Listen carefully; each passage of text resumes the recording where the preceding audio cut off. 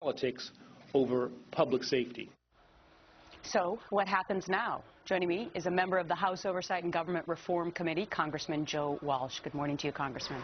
Good morning to you.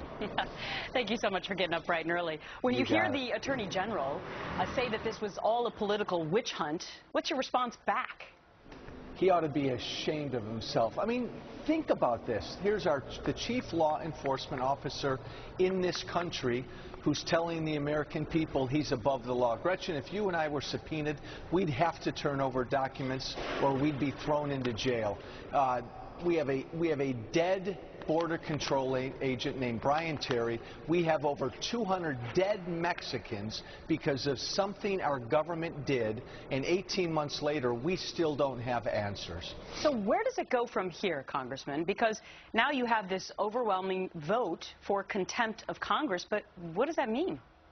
Well, we had 2 votes for contempt yesterday, 1 criminal, 1 civil. I think the hope is that a U.S. attorney in D.C. will pick up this case, but the fear is that he may not. And if that's the case, our only recourse is to go to federal court civilly again to get a hold of these documents so we can get the answers as to who knew what, when, why Brian Terry was killed.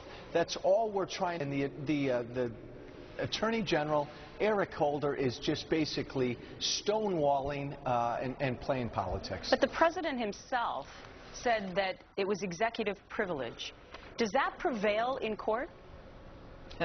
That opens up more questions than answers. That either tells us that the President of the United States knew something about Fast and Furious, communicated with top aides about Fast and Furious, or he's using executive privilege to purposely interfere with an investigation. Gretchen, it makes no sense.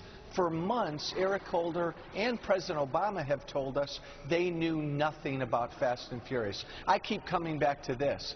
This is a search for answers as to why Brian Terry and over 200 Mexicans were killed based on a U.S. government program, and for some reason, Eric Holder just doesn't want to cooperate in this investigation. So are we to expect, Congressman, that we won't see any more hearings led by Congressman Darrell Issa then, because this is just going to move on potentially to the courts?